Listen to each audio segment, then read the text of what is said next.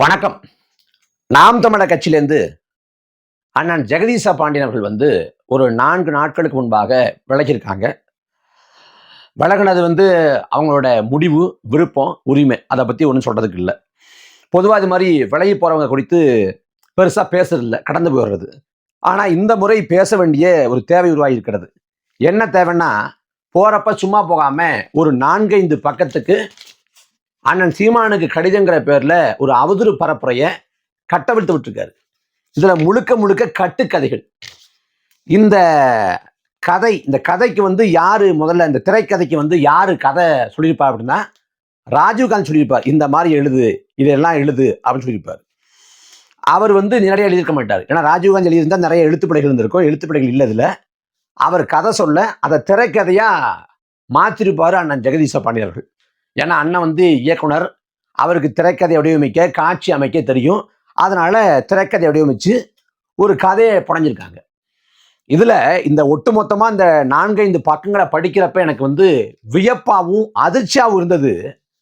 அவர் கட்சி விட்டு போறாருங்கிறது இல்லை, இந்த கடிதத்தை சொல்லப்படுற அதிருப்தி இல்லை, மாறாக பெரியார் மீதான அண்ணன் ஜெகதீச பாண்டியனோட திடீர் பாசம்தான்.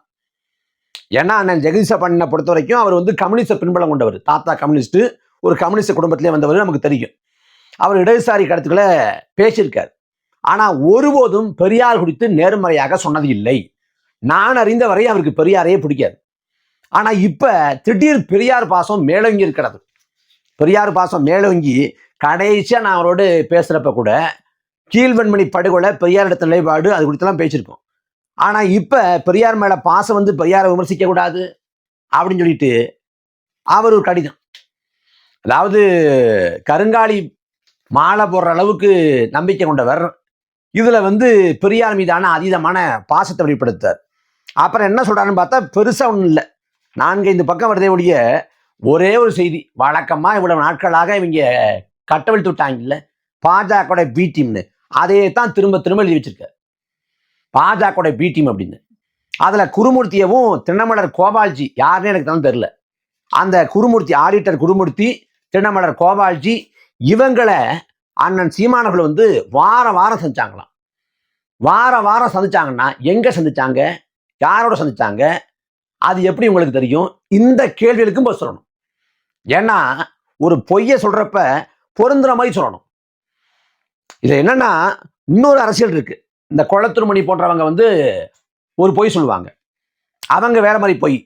இந்த நாம் தமிழர்ங்கிற பேரை அண்ணன் சீமானுக்கு பெற்றுக் கொடுத்ததே ஆடிட்டர் குருமூர்த்தி தானா.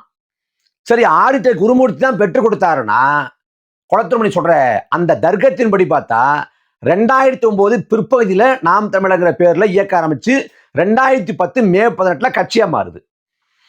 அப்பவே ஆடிட்டர் குருமூர்த்தி பேரை வாங்கிட்டாங்கன்னா 2012 வரைக்கும் நாம் தமிழர் கட்சியோட நிகழ்வுகள்ல அவ்வப்போது குளத்துருமணி பங்கேற்று வந்தார். அதன் பிறகு பெரியார முன்னிலைப்படுத்துவதை குறைத்து விட்டு வள்ளுவரை முன்னிலைப்படுத்தணும் அப்படின்னு கட்சி ஒரு முடிவெடுத்த பிறகு, அதுக்கு பிறகுதான் அவர் விலகிறார். தமிழக அரசியல் இதழில் சீமானுக்கு எதிராக திரளும் கருஞ்சட்டைகள் அப்படின்னு கூட அன்னைக்கு போடப்பட்டுச்சு. ஏன்னா வள்ளுவருக்கு பதிலாக, இது பெரியாருக்கு பதிலாக வள்ளுவரை முன்னிலைப்படுத்துங்கிற முடிவு காரணமா. அப்படி அவர் விலகி போனது காரணம் பெரியாரை முதன்மைப்படுத்துவதை தவிர்த்துட்டு வள்ளுவரை முதன்மைப்படுத்துவோங்கிற அந்த நிலைப்பாடு தான். அப்ப அந்த கேள்விக்கு பதில் அடிபட்டு போகுது. 2009 குருமூர்த்தி வாங்கி கொடுத்தாருன்னா 2012 வரைக்கும் குளத்துருமணி என்ன பண்ணாருன்னு கேள்வி வருது. அதே போல இவர் ஒருபோதும் குருமூர்த்தி தான் நாம் தமிழர் அப்படிங்கிற பேரை வாங்கி கொடுத்தாருன்னு சொல்லல. ஏன்னா சொன்னா அப்ப 15 வருஷமா என்ன பண்ண அப்படிங்கிற கேள்வி வரும்.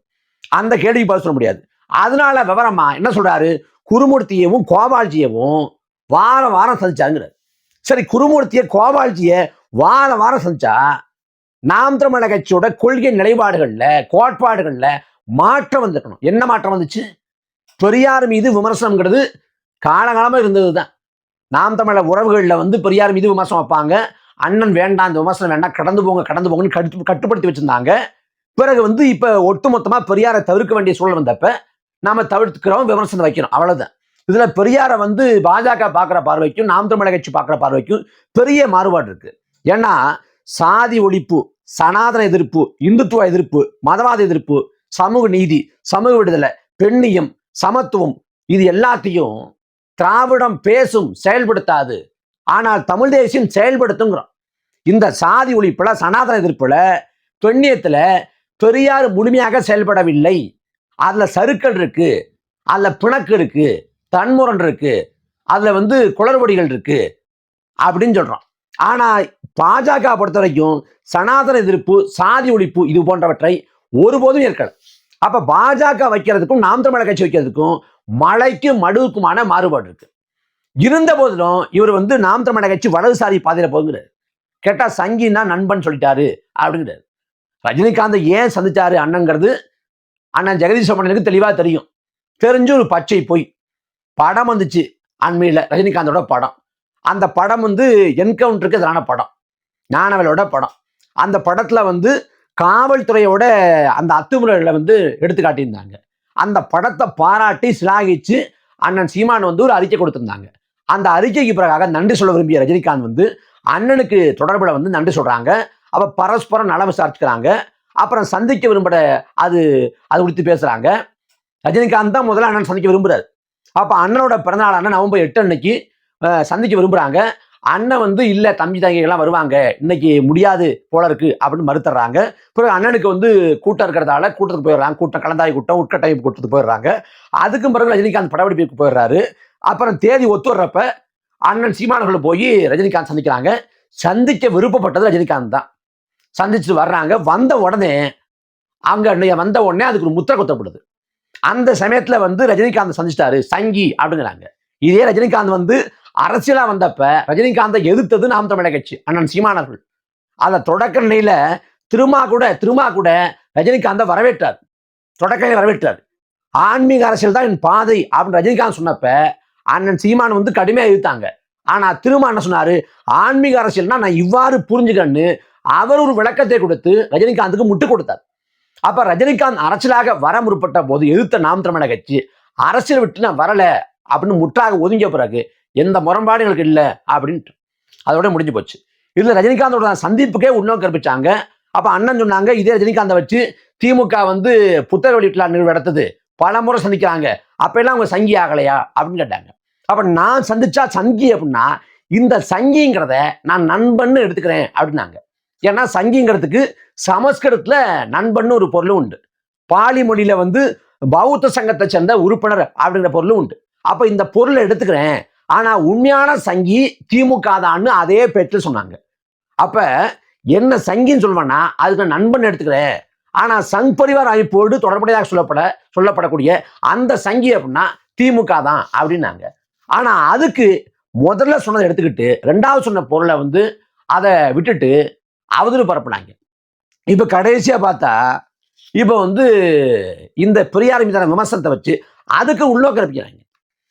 பெரியாரை நாம் விமர்சிப்பதால தமிழிசை ஆதரிக்கிறாங்க, கெச்சராஜ் ஆதரிக்கிறாரு, அண்ணாமலை ஆதரிக்கிறாரு அப்படின்னா அது அவங்களோட அரசியல், அதை நம்ம ஏற்கலையே. வள்ளுவரை பாஜக கொண்டாடுதுன்னா கொண்டாடுறது போல சொல்றாங்க. அம்பேத்கர் சொந்தம் கொண்டாடுறாங்க. அதுக்காக வள்ளுவரும் அம்பேத்கரும் அவங்க இந்துத்துவ கருத்துக்களை பரப்புனாங்க, வலதுசாரிகளுக்கு அதான் செயல்பட்டாங்க அப்படின்னு எடுத்துக்க முடியுமா? அவங்கள தன்மைப்படுத்த முயற்சி பண்ணாங்க. அதே போல பெரியார் மீதான விமர்சனத்தை தனக்கு சாதகமாக எடுத்துக்கொள்ள நினைக்கிறது அவங்களோட நிலைப்பாடு. ஆனா அவங்களே சேத்தனை அடிக்கிறோம். அண்ணன் சீமானவர்கள் இதே ஈரோட்டு தேர்தல் பரப்புரையும் போது சாவர்கர் நாட்டு விடுதலைக்கு பாடுபடல, மன்னிப்பு கடிதம் கொடுத்தாரு, RSS நாட்டு விடுதலைக்கு பாடுபடல, இந்த பக்கம் பெரியார சொல்லி அவரும் நாட்டு விடுதலைக்கு பாடுபடலன்னு ரெண்டு பேரும் தான் தாக்குறாரு. அப்ப பாஜக வாக்க பெறணும்னா ஈரோடு களத்துல சாவர்கரை RSS பேச வேண்டிய அவசியம் இருந்திருக்காதே. ஆனா அண்ணன் பேசினாங்களே. ஒரு மாசத்துக்கு முன்னாடி கோயம்புத்தூர்ல ஐயா பாஷா இறந்து போன போது அந்த பாஷாவுக்கு இறப்புக்கு போனது அண்ணன் சீமான். கோவை பாஷா ஐயாவோட இறப்புக்கு போனது அண்ணன் சீமான். அப்பா பாஷா அப்படின்னு விழிச்சாங்க, அறிக்கை கொடுத்தாங்க. அன்னைக்கு அண்ணாமலை மிக கடுமையா திருமாவும் சீமானும் திருமாவும் வாக்கு பொறுக்குவதற்காக இது போன்ற வேலைகள் ஈடுபடுறாங்கன்னு மிக கடுமையாக தரந்தாழ்ந்து விமர்சனம் பண்ணார். அன்னைக்கு எங்க போனாங்க? கடந்த ஆண்டு NIA சோதனை, இதே நாட்கள் தான் ஏறக்குறைய NIA சோதனை. அப்ப யாருமே பேசலையே. செந்தில் பாலாஜி அமலாக்கத்துறையால கைது செய்யப்படுறாரு. அந்த குற்றத்துக்கான முகாந்திரம் இருக்கு. ஆனா இதை பழிவாங்கன்னு சொல்லி செந்தில் பாலாஜிக்கு அதெல்லாம் பேசுறாங்க. ஆனா என்னையே சோதனை அப்பட்டமான பழிவாங்கன்னு தெரியும், யாரும் பேசல. இந்த மனித உரிமை ஆர்வலர்கள், இந்த ஜனநாயகவாதிகள், இந்த முற்போக்காளர்கள், இந்த பெரியாரிஸ்டுகள் ஒருத்தர் கூட அந்த பிள்ளைகள் மேல ஏன் என்னைய சோதனை போறீங்கன்னு கேட்கல. எங்களை 8 மணி நேரம் விசாரணை பண்ணப்ப ஆதரவா இந்த கூடாரத்துல இருந்து ஒரு குரல் வரல. நாம் தமிழர் கட்சியின் சின்னம் பறிக்கப்பட்டு 1 மாத காலம் பரிதவித்துன்ற போது இது தவறான அணுகுமுறை ஏற்புடையது அல்லன்னு சொல்லி ஒருத்தர் பேசலையே ஜனநாயகவாதிகள். அப்ப எல்லாம் நாங்க பாஜக பிடிஎம் தெரியல. அப்ப வேடிக்கை பார்த்தாங்க, ரசித்தாங்க. பாஜக எங்களை பழி வாங்கியது, எங்களை முடக்க சதி பண்ணியது, அதை திமுக ரசித்தது. அப்ப பாஜக பிடிஎம் செயல்பட்டது யாரு? சம்பந்தமே இல்லாம பல கட்டுக்கதையை கட்டவிழ்த்து விட்டு இப்ப கார்த்திக் மனோகரனை அண்ணன் பேசிட்டாங்களாம், தப்பா பேசிட்டாங்களாம். கார்த்திக் மனோகரனை திக்காளி பையன்னாரு, அவ்வளவுதான், கெட்ட வார்த்தைலாம் பேசல. பிக்காளி பையனது கெட்ட வார்த்தையா தெரியுது அண்ணன் ஜெகதீஷ் பாண்டியனுக்கு. இப்ப என்ன கேட்கிறேன், இதோட சேர்ந்து இன்னொன்னு சொல்லுங்களேன். இப்ப அண்ணனோட பயணம், தலைவருடனான சந்திப்பு, இது குறித்து பேசப்படலாம் இருக்கு. அப்ப இது குறித்து அண்ணன் ஜெகதீஷ் பாண்டியனோட நிலைப்பாடு என்ன அப்படின்னு சொல்லிக்கலாமே. அண்ணன் போனாரா இல்லையா, சந்திச்சாரா இல்லையா, அங்க நடந்ததெல்லாம் உண்மையா இல்லையா அப்படின்னு ஜெகதீஷ் பாண்டியனோட பார்வையிலிருந்து அண்ணன் சொல்லிக்கலாமே. ஏன் சொல்லல? ஏன்னா சொல்ல சொன்னா அது உண்மைன்னு சொல்ல வேண்டி வரும். அதனால அது குறித்து அண்ணன் ஜெகதீஷ் பாண்டியன் வாய் திறக்கவே இல்லை. விவரமா வாய் திறக்காம கார்த்திக் மன்னரோட பேசிட்டாரு அப்படின்னு சொல்றாரு. அதெல்லாம் கொடுமை. என்னென்னமோ வழி வச்சிருக்காரு சம்பந்தமே இல்லாம. குருமூர்த்தியை உண்மையிலே சந்திச்சது யாருன்னு கேட்டா, குருமூர்த்தி சந்திச்சது ஐயா ஸ்டாலின் தான். 2016 தன்னை தனியா சந்திச்சாரு ஸ்டாலின் அப்படின்னு குருமூர்த்தியே பதிவு பண்றாரு. அப்ப குருமூர்த்தியை ரகசியமா சந்திச்சது ஸ்டாலின் தான். இன்னும் சொல்ல போனா 2014 பாஜகவோடு கூட்டணி அமைப்பதற்கு முயற்சி பண்ணிச்சு திமுக அப்படின்னு இதே குருமூர்த்தி சொல்றாரு. அதுக்கு முகாந்திரம் இருக்கு, அதற்கான சான்றுகள் இருக்கு. ஏன்னா 2013 டிசம்பர்ல பாஜகவை நேர்மறையாக சொன்னார் இதே கருணாநிதி. அப்புறம் ஏற்காடு இடைத்தேர்தல் 2013 பாஜக கிட்ட ஆதரவு கேட்டார், அதுவும் வரலாறு. இது மட்டும் இல்லாம இன்னைக்கு சொல்றாங்கல்ல சோ ராமசாமி ஆடிட்ட குருமூர்த்தின்னு, 96ல திமுக கூட்டணி அமைக்க அன்னைக்கு காரணமே சோ ராமசாமி தான். இதான் வரலாறு. பாஜகவோடு கூடி குழவியது, கும்மாளமிட்டது, கூத்தடிச்சது எல்லாமே திமுக தான். இந்துக்கள் இல்லைன்னு ஒரு கட்சி பேசுதுங்க. நாங்க இந்துக்கள் இல்லைன்னு கட்சி பேசுது. அந்த கட்சி எப்படிங்க பாஜக ஆதரவான வேலை செய்யும்? அது எப்படிங்க வலதுசாரி கட்சியா இருக்கும்? நாங்க இந்துக்கள் இல்லைன்னு பேசக்கூடிய ஒரு கட்சி. தலைவர் பிரபாகரனை தூக்கி பிடிக்கக்கூடிய நாம் தமிழர் கட்சியை எப்படிங்க RSS ஆதரிக்கும்? எப்படிங்க பாஜக ஆதரிக்கும்? இப்ப தர்க்கமா வச்சுக்கோமே, 2009 நாம் தமிழங்கிற பேரை குருமூர்த்தி வாங்கி கொடுத்தாரு அப்படிங்கிறாங்க. இவங்க வாதப்படி பார்த்தாலும் 2009 காலகட்டத்தில் அண்ணன் மிக தீவிரமாக பெரியாரை பேசியிருந்தாங்க. அப்ப பெரியாரை மிக தீவிரமாக பேசக்கூடிய அண்ணன் சீமானுக்கு எப்படிங்க குருமூர்த்தி பேர் வாங்கி கொடுப்பாரு? எப்படி கேட்டாலும் எந்த கேள்விக்கும் பதில் கிடையாது. இது என்ன அதெல்லாம் கட்டுக்கதை. இப்ப அண்ணன் ஜெகதீஷ் பாண்டியன் எங்க போக போறாங்க? வாழ்வுரிமை கட்சிக்கு போக போறாங்க. வாழ்வுரிமை கட்சி எங்க இருக்குது? அது திமுக கூட்டணியில இருக்குது. கடைசியில திமுக விட போக போறாங்க. கருணாநிதி துரோகி, ஸ்டாலின் துரோகி, திமுக துரோகி அப்படிலாம் பேசிவிட்டு இப்ப திமுக கூட்டணியில் அங்க வைக்கக்கூடிய வாழ்வுரிமை கட்சி இருக்கிறாங்க. இது அங்க போயிட்டு நாம் தமிழர் கட்சி மேல வழக்கம் போல இந்த வசைபாடல், பாண்டேவை புகழ்ந்துட்டாரு, ராஜாவை புகழ்ந்துட்டாரு அப்படின்னு அண்ணன் தர்க்கம் பண்றாங்க. ஆரிய எதிர்ப்புல நீங்க உறுதியா இருக்கீங்களா அப்படிங்கிறாங்க. பீகாரி பிரசாந்த் கிஷோர் பாண்டேவை அழைச்சிக்கிட்டு இங்க இருக்கக்கூடிய ரங்கராஜ் பாண்டே எதிர்க்கிறன்னு சொல்றதுல என்ன பொருள் இருக்குன்னு கேட்கறாங்க.